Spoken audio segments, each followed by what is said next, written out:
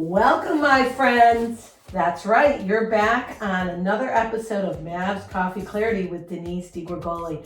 Every week, we're spilling the beans, a show designed to help you move forward in work, love, and life. Who doesn't need that, really? If you just found me, welcome. And if you're a regular, thanks for coming back. This is where I spill the beans and interview some fascinating people from all walks of life, mavericks in their own right. You know what?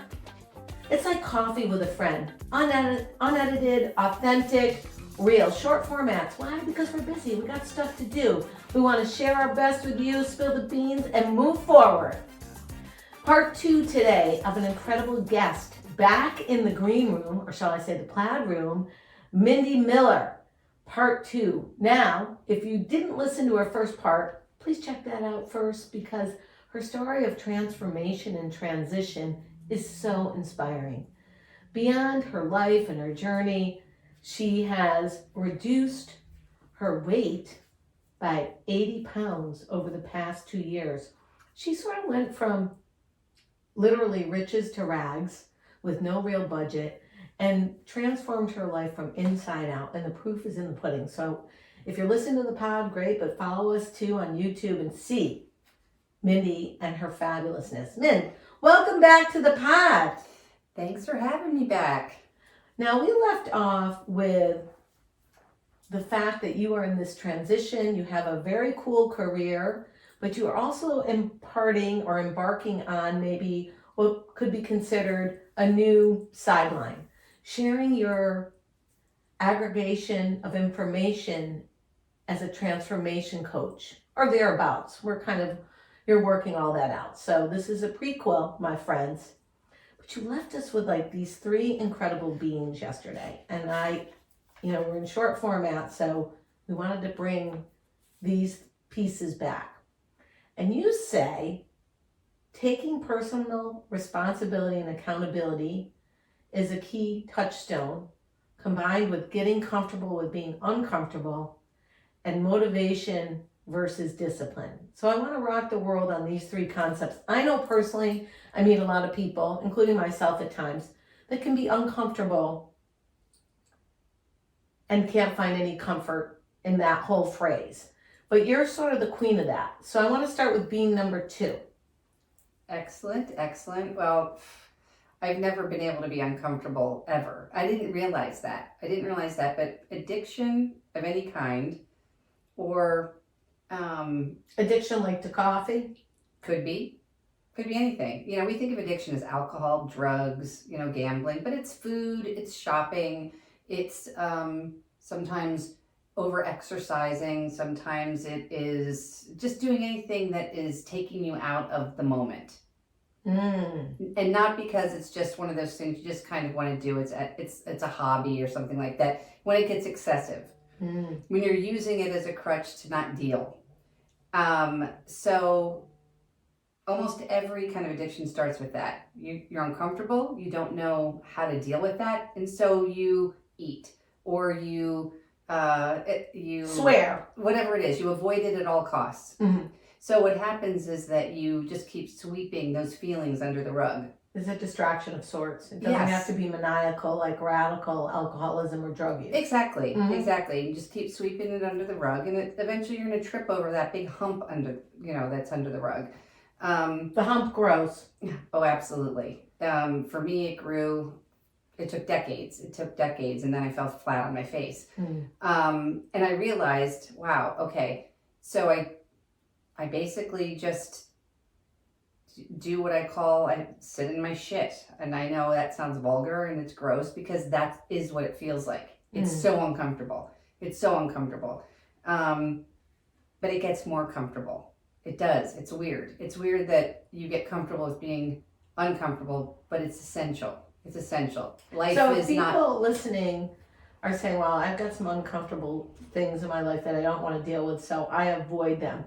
How can you gently move them into being uncomfortable? What would you recommend? How do I get to be comfortable being uncomfortable? You do uncomfortable things. Like what? Anything outside of your comfort zone. it's different for everybody. Right. It's different for everybody because, some people need to jump out of an airplane to do that. Some people need to get on stage because they have stage fright. Some people need to simply go out of their home because they're agoraphobic and that's too scary for them. So it's kind of, working on pushing through your comfort zone, so you can grow. And it's so cliche. People talk about that all the time, but it's true. For me, all I had to do was stop and sit. And how did you know it was working? You're sitting over there in your poopy diaper? Exactly. Like, how did you know it was working? I smelled it. Oh, great. Metaphorically and otherwise. Exactly. Because I survived. Like, there were some things that I so didn't want to deal with so deeply for so long. Yeah.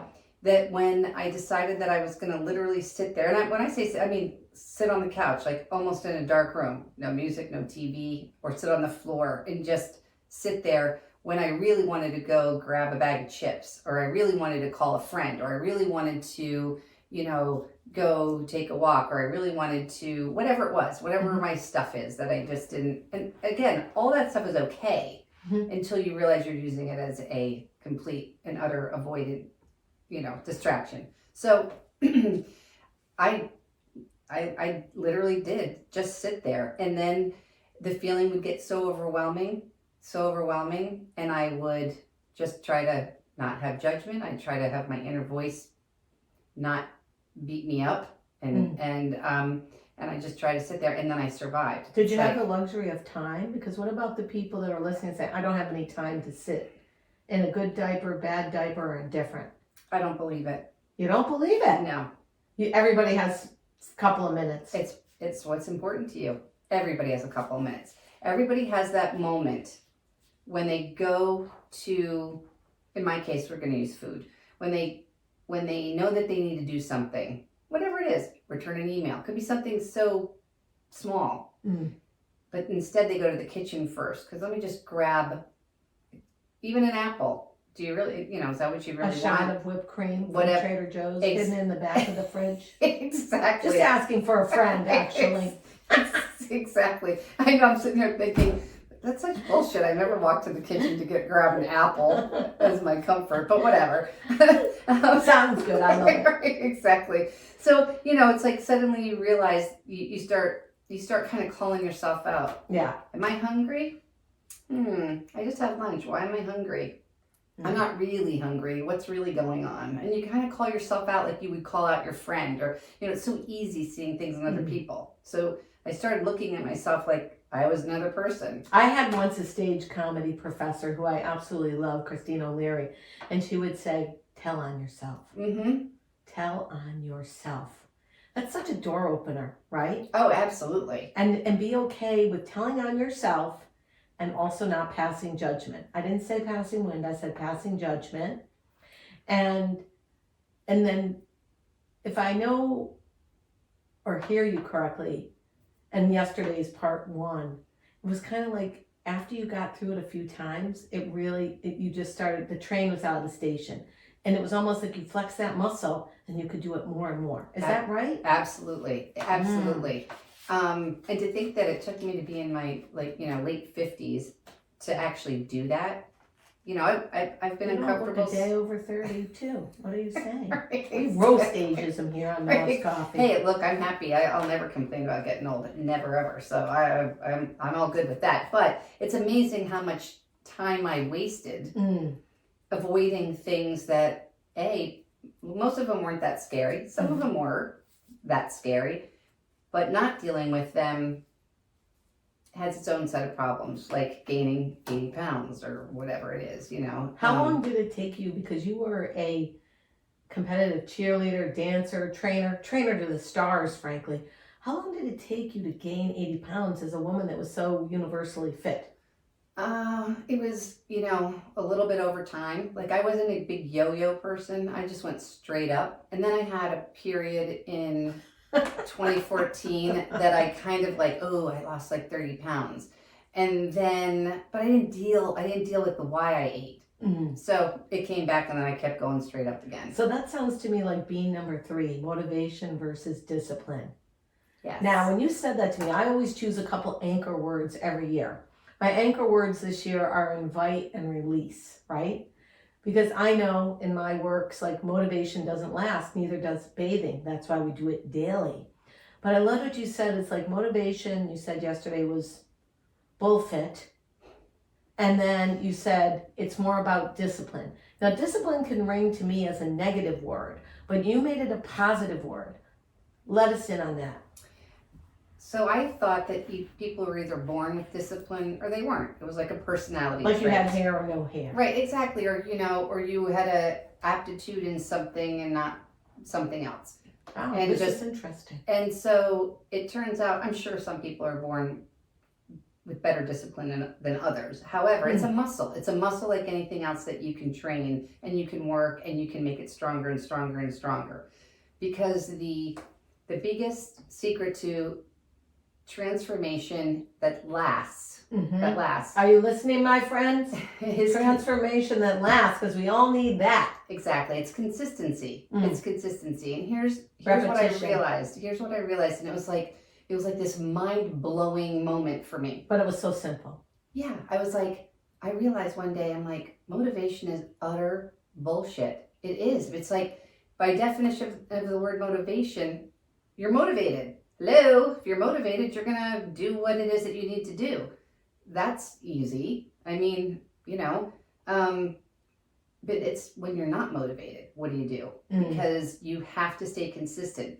I didn't wake up every day going, oh, I can't wait to, restrict my, calories. Like yummy foods. And I can't wait to do that hard workout. And I can't wait to do my meditation. No, there were many days where I just was like, I don't want to do this today. And I did it anyway. And it was like... So were you kind to your inner child? Was your inner dialogue like, come along, sweetie, we're going to go do the most sweat hoggish workout ever, and we're going to go right by the cake factory. No. Or it was like, you dumb stitch, move it. No, but that's a whole other part of my sort of aggregation of information is self-talk. We can talk about that another time in depth because it's and sort of inner child work, but that can be another show. But does that mess up your quest for discipline? It does, because I think it also, to want to transform to begin with, to want to save yourself, to want to get healthier, you have to have some sense of self-love, right? That you want to save this person within you. And so it has to start with that.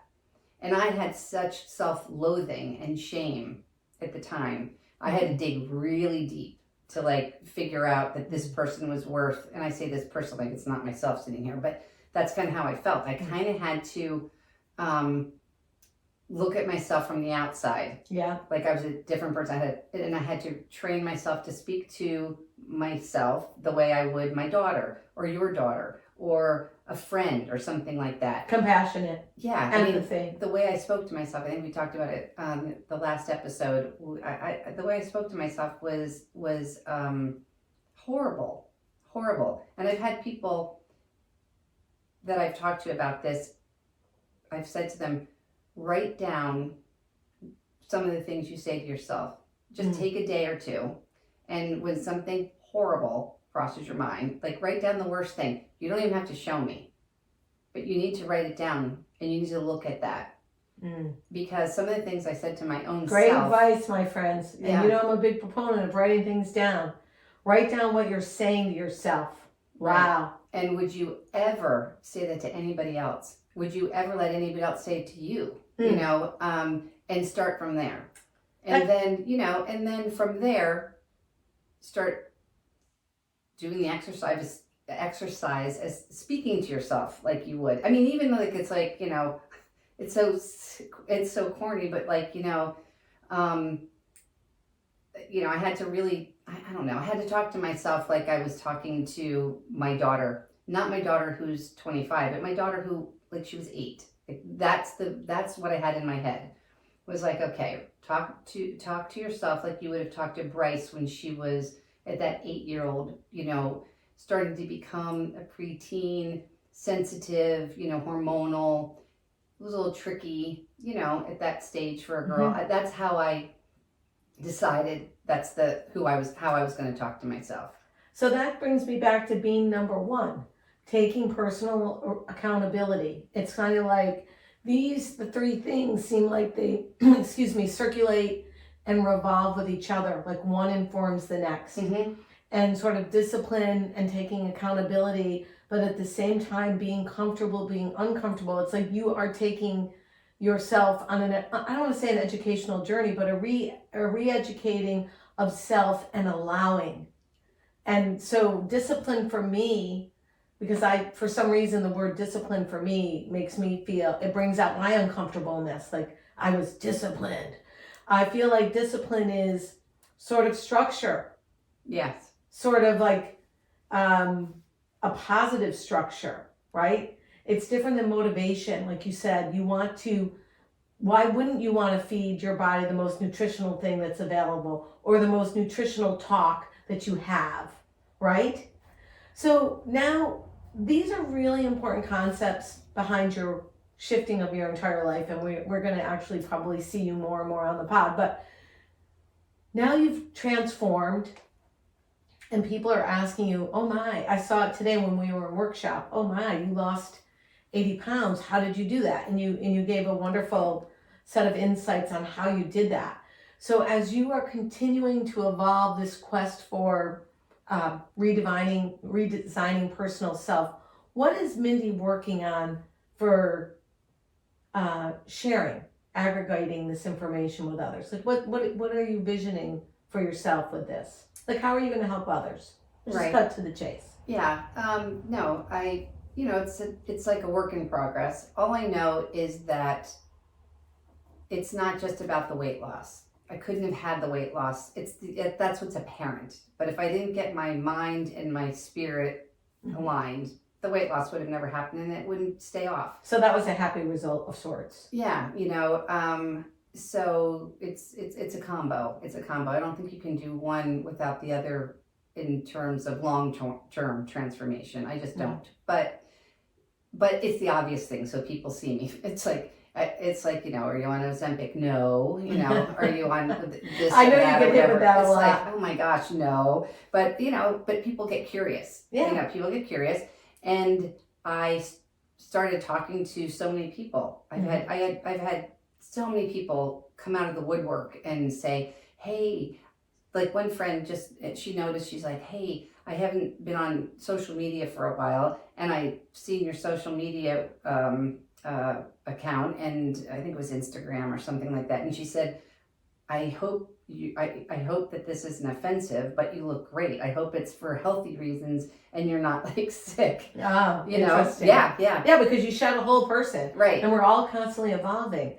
So I want to know, for the people out there listening, what do you want them to take away from this particular coffee chat? What's the next action step for somebody that's stuck, that's really been wanting to transform any part of their life, never mind, in your case, weight loss, the happy result? What's the number one thing that Mindy Miller would recommend? I think it would be to get really real with yourself. No denial. There's no room for denial here. It's okay. Show yourself some grace and seek out somebody like me to support and give good tips. You heard it right here on Mavs Coffee Clarity, my friends. Be kind to yourself. Give some grace. And remember to tune in to Mavs Coffee Clarity with Denise Digrigoli weekly and meet more fascinating people like Mindy Miller. Thanks for being on the pod, Min. Speaking of social, where can people find you? Oh, right now I'm just Seriously Mindy on Instagram. Seriously Mindy on Instagram. And she is serious in her own very funny and fabulous way. To learn more about my services, visit DeniseDigrigoli.com and find us wherever you listen to your favorite pods.